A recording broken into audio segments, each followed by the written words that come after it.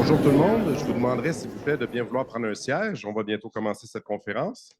Please have a seat, ladies and gentlemen. We'll start soon. Alors, bonjour à toutes et à tous. Good morning, everyone. Thanks for being with us this morning. I'm Justin Massie. Je suis co-directeur du réseau d'analyse stratégique et professeur titulaire de sciences politiques à l'UQAM. It is an honor to have you here at the University of Ottawa at the fourth meeting.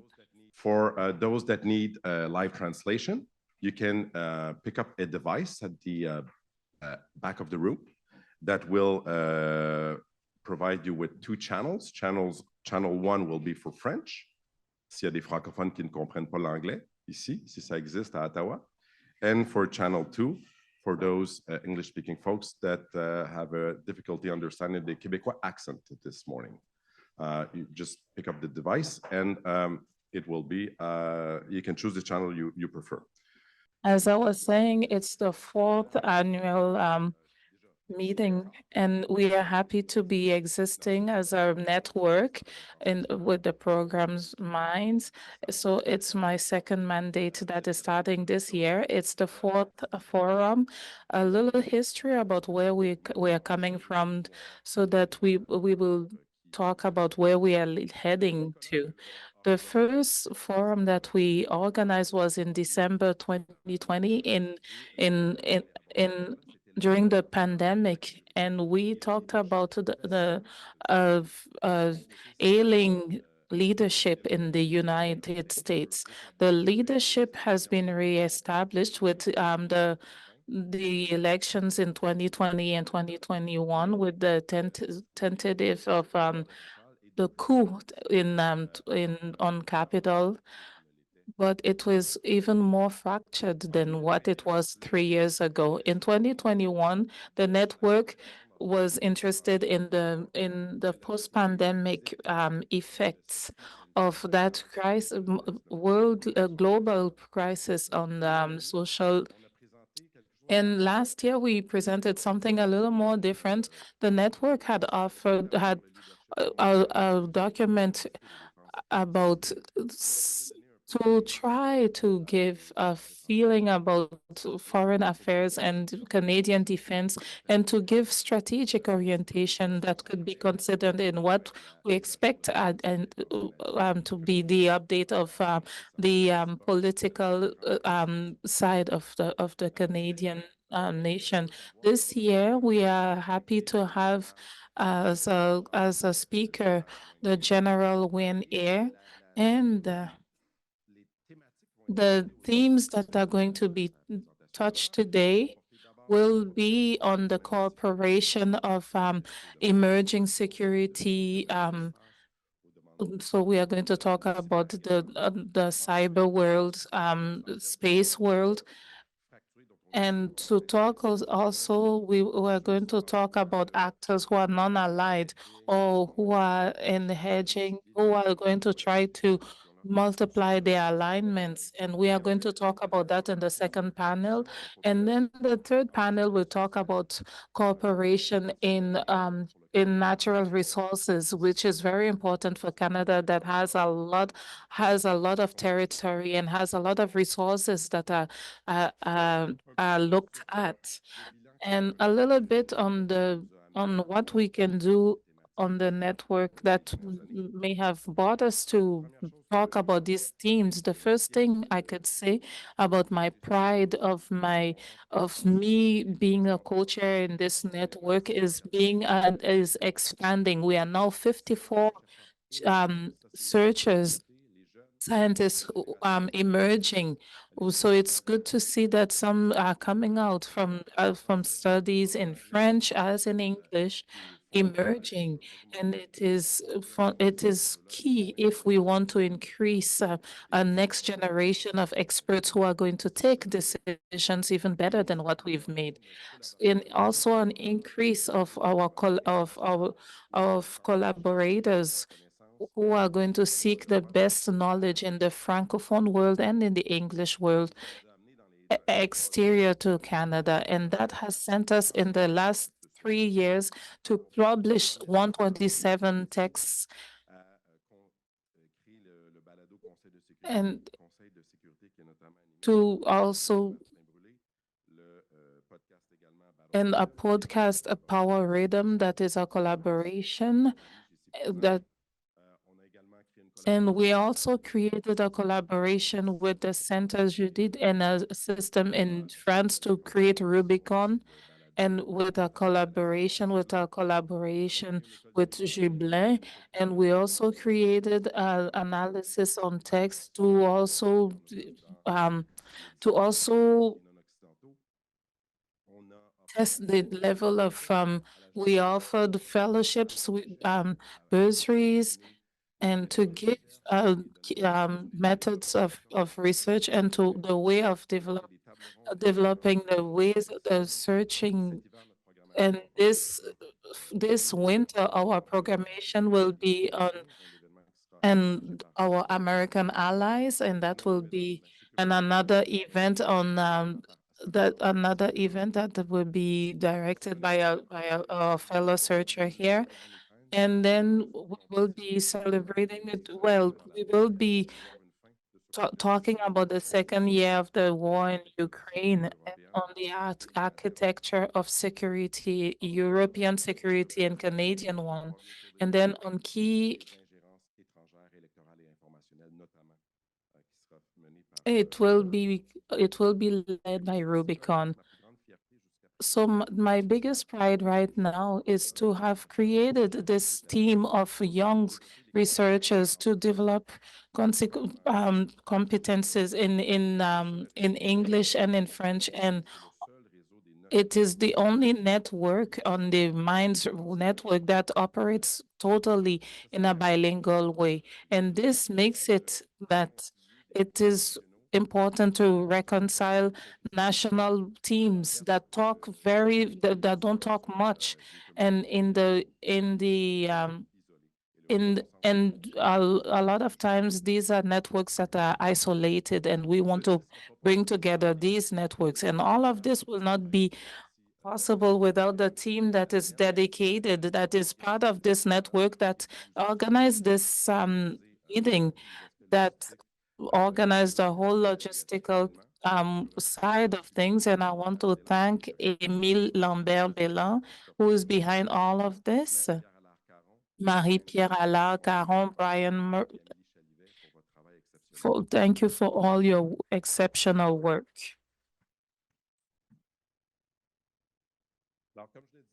As I said earlier, the event is translated in a simultaneous way. It is also recorded, and it will be available on our YouTube channel. This doesn't mean you can ask hard questions to the general, even though it is recorded. If you want to ask questions, you can take the microphone here. I will now leave the floor to Sarah-Myriam Martin-Brûlé, who is a professor at the University Bishop, and she's a non-resident fellow at the National Peace Institute.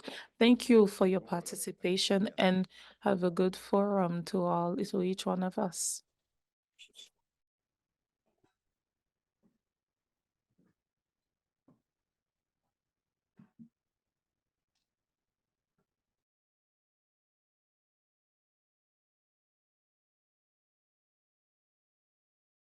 Thanks a lot for being here this morning.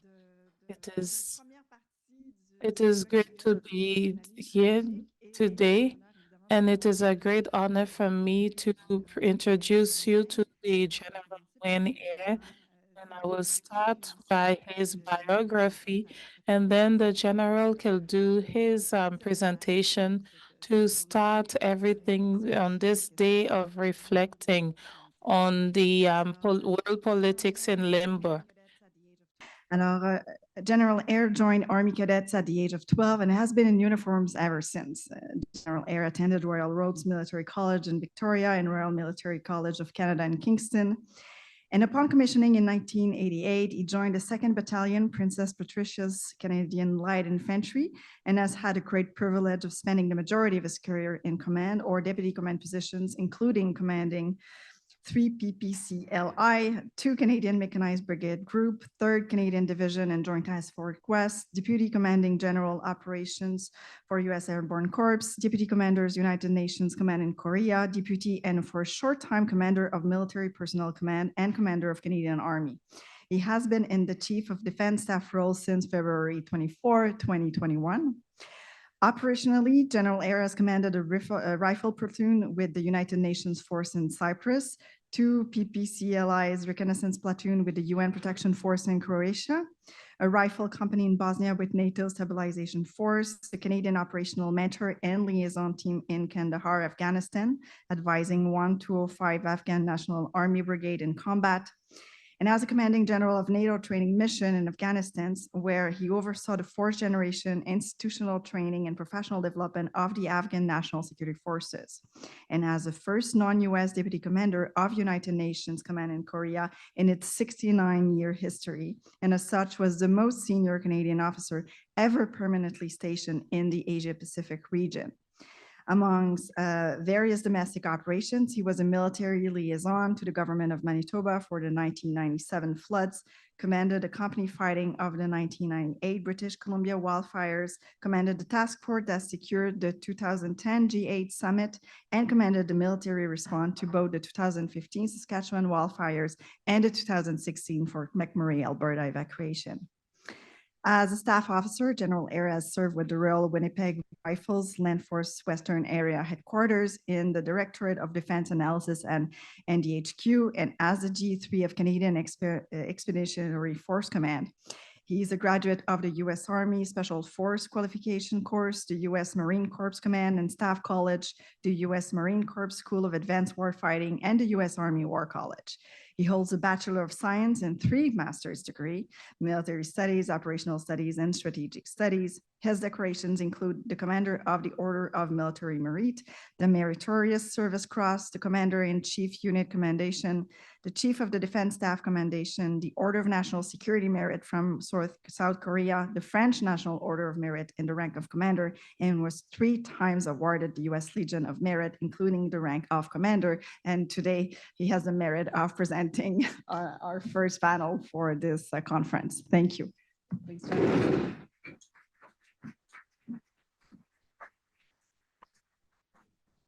Sarah-Myriam, thank you for that kind, albeit long introduction. I got to shorten that up somehow. It's a great pleasure to be here with you. I have to notice that Bob McCann is with me here this morning. And it's great to see some familiar faces amongst the crowd here as well. I admire the contribution that the network makes towards our understanding of these tumultuous times, these times in which we live, because preparing the next generation for the challenges that are to come is important work, and you are part of that important work. So thank you for the introduction. Justin, it's great to see you again. I think the genesis of this was us sitting beside each other at the Belgian ambassador's residence for dinner and having a great chat on security matters around the world. So merci beaucoup pour l'invitation. But let's make no mistake, these are times of immense trial and turmoil, and strategic competition has gripped the world. And this latest tumult could be considered a contest between freedom and authoritarianism. And it's become the great struggle of our lives. And I think it's going to be certainly for the rest of my life and probably for the rest of your lives as well. And we'll be judged by history and future generations for how we acquit ourselves in these times of trial. The world is dangerous and unstable, and more than before, more dangerous than since the Cold War, and even more dangerous than all the years that preceded wars. Those 2 world wars, the international world that was founded on rules of stability, peace, and prosperity for a great part of the world since 81 is fragile and degrades in day by day. And we are finding ourselves in a very key point of history. So will the ideals that we cherish, freedom and democracy, justice and the rule of law, human rights and human dignity, thrive and illuminate relations between nations and peoples? Or will that light be dimmed, as it has been in many places in the world, and the world cast into shadow by the tyranny of authoritarianism? You know, a shadow world where right makes, or where might makes right, the strong dominate the weak, and sovereignty and self-determination are decided not through the righteous exercise of free will, but by the application of violence. The rules-based international order is the legacy that we have inherited. We have fought to preserve it, and that fight goes on with added urgency and uncertainty. We live in a time of accelerated change and upheaval. Strategic geopolitical competition has exploded again into open conflict in Europe and the Middle East, while it smolders in the Asia-Pacific region. And this competition is only one of several significant disruptors at play in the world today. And we see that rules-based international order fraying, that order that has helped to avoid great power war since the end of the Second World War. And that specter of great power war is upon us once again. There's many disruptors out there, and these disruptors are having a profound impact everywhere, on everyone, including those of us who practice the profession of arms. And they include social turmoil, rapid technological advances, and a threat multiplier that is a context for all else, climate change. So this morning, I'd like to discuss how these disruptors are affecting the global security landscape and what we in the Canadian Armed Forces are doing to prepare for the challenges to come. We are all talking about a theory of the end of history that has lost its feathers. For a long time, a lot of people in the Occident thought that the liberal democracy was above all political ideologies, and it appears that it was just an illusion. And a brief parenthesis in the great history of foreign affairs. Certain countries do not share and never shared this vision.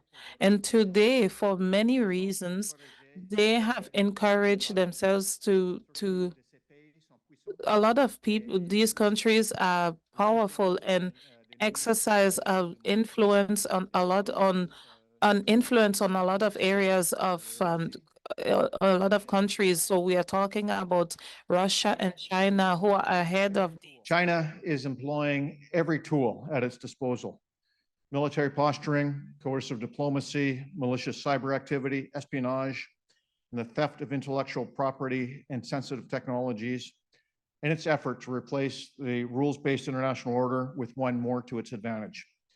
It has a well-documented schedule in place. By 2027, be militarily capable of an invasion of Taiwan. By 2035, achieve military, economic, and technological parity with the West. And by 2049, become the power center of a multipolar world. Meanwhile, Russia's brutal, illegal, and unprovoked invasion of Ukraine shows Putin's utter contempt for the rules-based international order, as well as some of its foundational ideas, such as sovereignty, territorial integrity, and the right of a people to exist.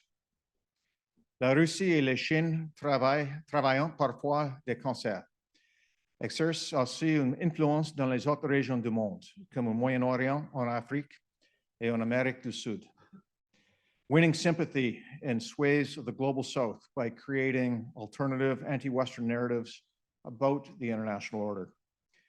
In both cases, and as alarming as these situations are, it is cause for some comfort, at least now, to observe the unity of purpose the Western nations, our allies and friends, are showing in response. And I do hope that that unity is long-lived, because we are starting to see some fractures. Putin had hoped that his invasion of Ukraine would divide and weaken NATO, when in fact, it, at least for the time being, has made the alliance stronger, and with the addition of Finland, and hopefully soon Sweden, larger than ever. And we continue to work with our allies to maintain security, stability, and the freedom of the seas in the Indo-Pacific.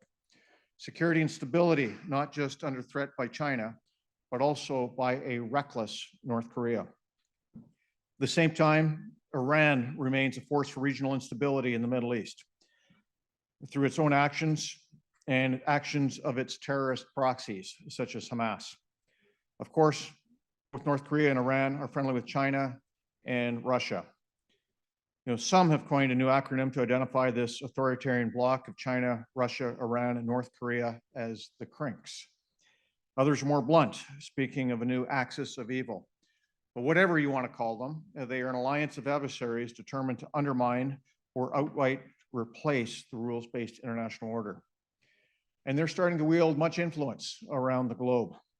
They have different ideologies, different goals, and different tactics, but they have one common adversary: us, and more importantly, what we stand for. Our allies, partners, and friends, and our way of life. They have pitted themselves against us in a perilous contest. Indeed, as far as they're concerned, the march of history is already on their side, and they have won. They consider themselves, well, they don't differentiate between war and peace, and national objectives are achieved through a unified approach with all elements of national power, both below and above the threshold of violent, large-scale conflict. And many countries are sitting on the fence, watching to see which way the wind is going to blow and who has the will, and it comes down to will, to persevere. So this renewed geopolitical competition will be with us for the rest of our lives. And this great struggle is occurring in the context of other profound disruptors.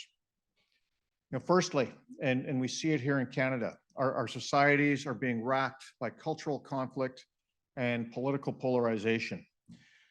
This is often stoked by adversaries who are adept at sowing seeds of discord and dissent through sophisticated disinformation campaigns, aided by the anonymity and affected by the perverse algorithms of social media. This discord unravels a social cohesion, makes our communities and our countries strong and resilient. And what we are missing are raging moderates. That central view, that balanced view. So demographically, and we're seeing that change here in our country as well. Some countries, some societies are growing older while others grow younger, and everywhere they're becoming more urban and less rural. There's also another point that I would like to underline that affects a lot of the maintenance of our forces. In our days, a lot of young people who start their adult lives have expectations that are very different regarding their work and about their career. And we need to know how to better answer these expectations, because it is a survival issue. A second disruptor is the rapid advance of technology that is affecting every aspect of 21st century life, including how we fight. For militaries, autonomous systems, quantum sensing and computing, advanced data analytics, and biotechnology have enormous potential to improve efficiency, enhance sensing, accelerate battlefield decision-making, and more. And meanwhile, advances in hypersonic flight and cruise missile technologies have changed the geography of war. Distance is no longer a deterrence nor a defense, and something that we need to realize here in Canada. Artificial intelligence, as we all know, has begun to be a factor everywhere. And for our part, the Department of National Defense is finalizing an AI strategy, and will guide the integration of artificial intelligence into our systems and operations. In most, if not all of these areas, our competitors are well ahead of us. China, in particular, is making rapid progress in most critical and emerging technologies, including tech with undersea applications.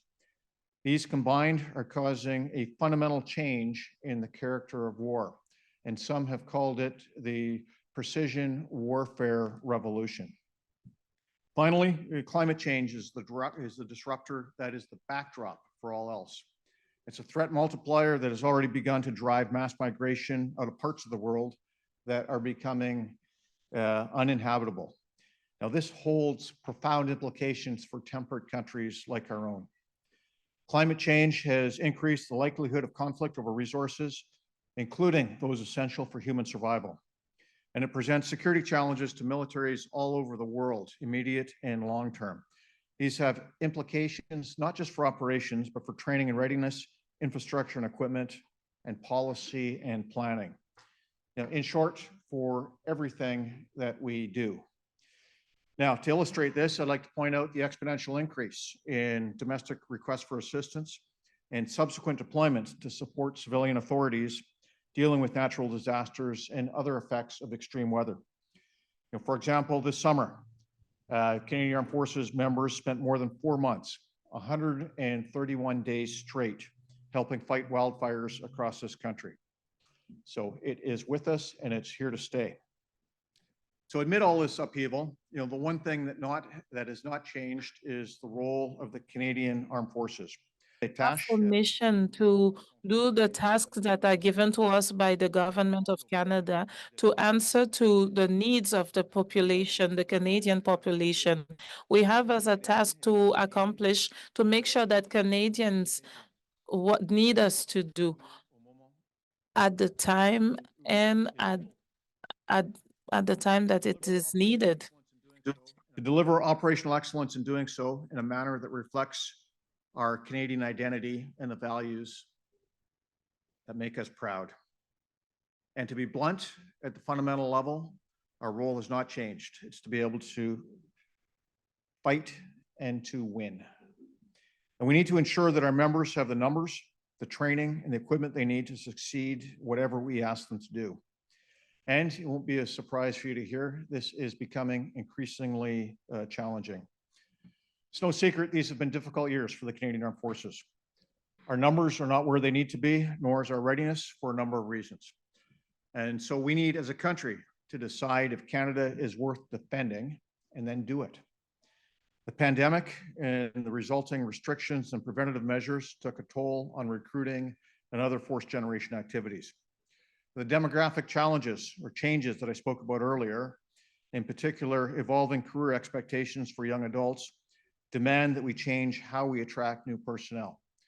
The very, very tight labor market that every industry is facing is having an impact. We need to evolve our institutional culture to ensure it meets Canadians' expectations, that our values align with the values that Canadians hold dear and the values that we espouse. And we need to improve the quality of service for current members to ensure they want to stay with the Canadian Armed Forces, to solve the challenge of the missing middle, attracting and retaining the mid-level leaders who are essential to our operational and institutional success. As the global situation continues to deteriorate, it's our job to defend Canada, Canadians, and those values we cherish. And we'll be called upon more and more to rise to that challenge. So this is a stark reality, and it actually keeps me awake at night. It gives pause to reflect on these challenges and the increasing demand signal that we see. But to reframe it, I would also suggest that it gives us focus, purpose, and meaning. To ensure that we have the military force that Canada needs, I have directed that the Canadian Armed Forces focus on 4 lines of effort, or 4 focus areas, if you will. 4 that are mutually reinforcing, mutually dependent, and very much interlinked. And they all have to advance in parallel, as each one is critical for the success of the other. And everything I do, I put it in the context of these 4 in order to give my efforts focus as well.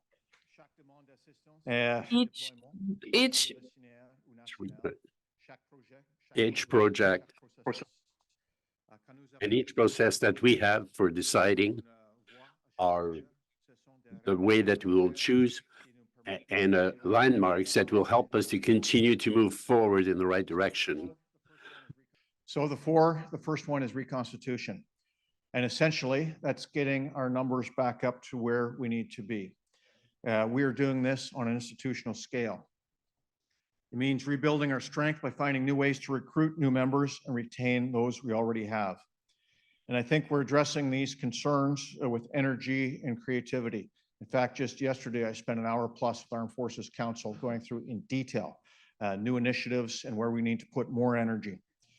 Now, on the recruiting side, we're seeing some promising results. As of last month, as of October, we have exceeded our goals with regards to visible minorities in the force. And we're only slightly behind on Indigenous peoples. Our intake numbers are up, but not where they need to be still not where they need to be. Our retention numbers are starting to stabilize, and we're back to historic norms in terms of retention, in terms of our attrition. So we're back to about 7.1, 7.2% attrition, which is actually one of our best, or one of the best amongst our allies. Still lots of work to do, still many initiatives that we are undertaking, especially on the recruiting side, to streamline the process, to make it much easier in terms of security clearances and medicals, but that work continues.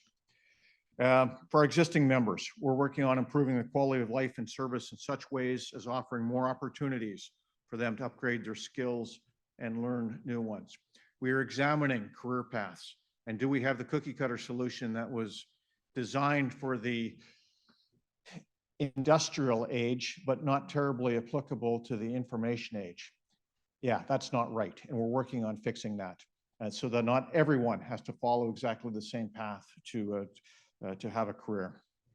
We're addressing other concerns that our members face alongside every other Canadian, such as affordable housing and childcare, and those are right at the top of my target list to address. So that work continues. The second line of effort relates to our institutional culture. Rightly, this has been under much scrutiny over the last number of years because we have often not lived up to the values that we profess. So every base, ship, wing, it's got to be inclusive. It's got to have respectful workplaces. It's got to be where every member knows that they are part of the team and can truly contribute to mission success. An organization where every member can live up to their potential. And an organization where we can gather in the widest range of perspectives and experiences to deal with the complexities of the security environment we face. Cognitive and experiential diversity, if you will. As our member will face the diversity of Canadian society, it will be easier to attract more people. Right now, we are confronted with a difficult workforce, as every employer is having to reconstitute our effectives, make sure to be an employer of choice. Battle for talent. We have to be able to attract and retain talent for all segments of Canadian society. And there are those out there that see this as a false dichotomy. You can either have operational effectiveness or you can have a more inclusive force. They are absolutely wrong. The two are directly related. One supports the other, and indeed is absolutely essential for the future vitality of this organization. So it's both a moral imperative and an operational imperative. Now, I'm happy to say that good work is being done both at the grassroots level and as an institution. Nous devons aussi rendre compte des progrès que nous réalisons ou pas. We got to be held accountable for what we do.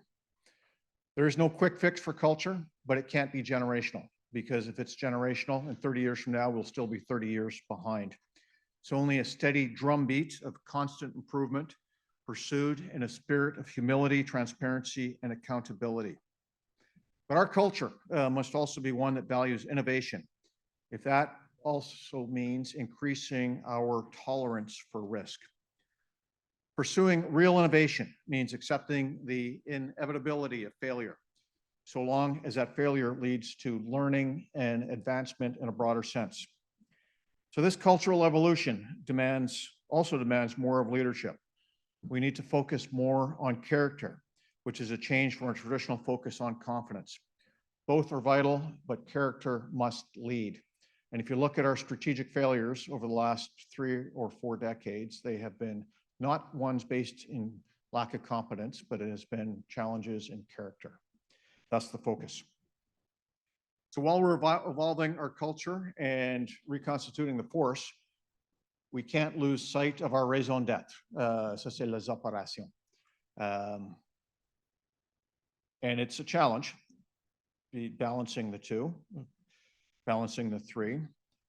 But this is quite simply the reason we exist. Conduct operations on behalf of Canada and be ready for those operations. And they're not subsiding. In fact, the demand signal is going up. But every operation that we do, every new demand on our members, I'm viewing through the lens of reconstitution, asking hard questions.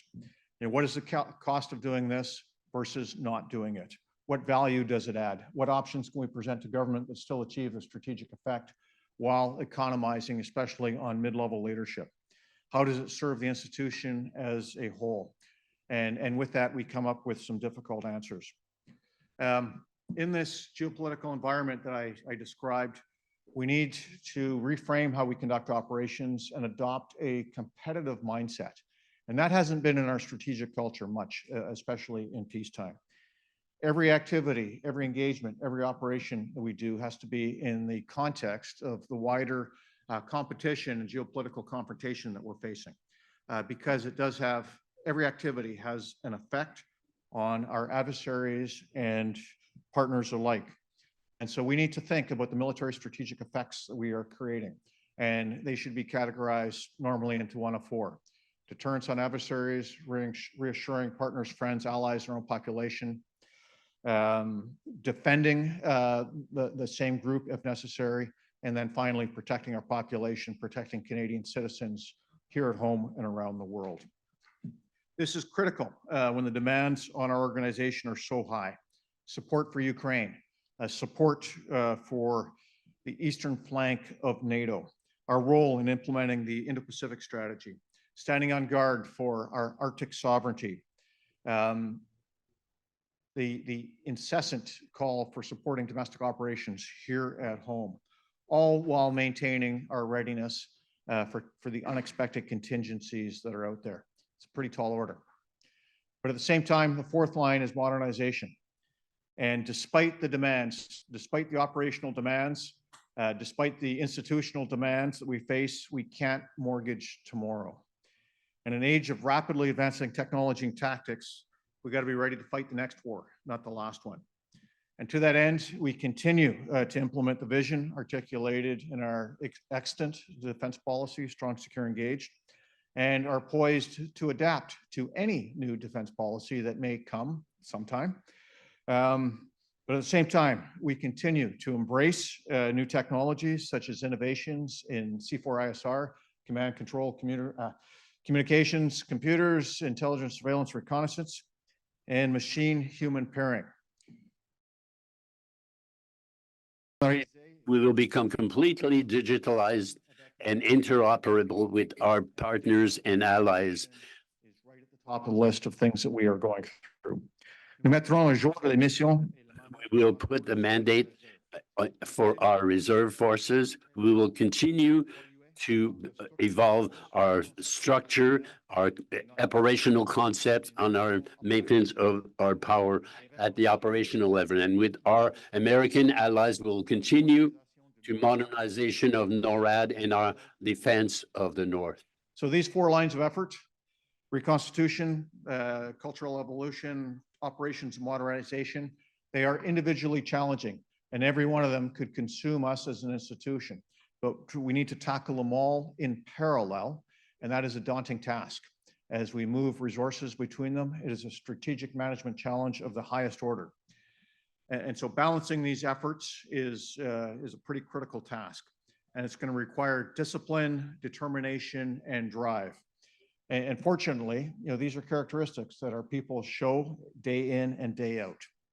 And so I have faith, I have hope, I have optimism that we're going to succeed, because we find ourselves on a precipice. We are on the cusp of tremendous change, both globally and for the Canadian Armed Forces. And our members have chosen a challenging and often difficult career, but military service comes with a transcendent purpose. Our members know that they are bigger than themselves. They're part of something that has purpose, that they are serving their country and their fellow Canadians, and they are making a difference each and every day. And many Canadians in our splendid isolation here in the northern part of North America may not fully appreciate how dangerous the world has become. That the rules-based international order that they have taken for granted for so many years is fraying. But they can take solace that our members and counterparts from like-minded nations are ready and take it upon themselves to stand up to defend it. And our members know this, just like they know that wherever they are in the world, wherever they are championing the values we cherish, they are standing on the front lines of freedom. I've traveled, along with Mr. McCann, indeed recently, and at the end of this week, we're heading out again. And as we go around and talk to our people, they tell us this is the most meaningful thing they have ever done. And it's done with pride, and it is to see the motivation in their eyes. It's inspiring. It's inspiring to get outside of the Ottawa bubble and deal with and engage with those who are doing the business. And so we know that those who have the privilege of wearing this uniform have inherited a sacred legacy of those who have gone before us. Past generations of Canadian sailors, soldiers, aviators, and operators have been able and willing to fight and win, no matter the sacrifice required to uphold the values, defend our freedoms, and preserve our way of life. And so I can imagine no greater honor than future generations being able to say the same about us. We face lots of challenges, but we're going to get through it. And so thank you, merci beaucoup, and I look forward to your questions.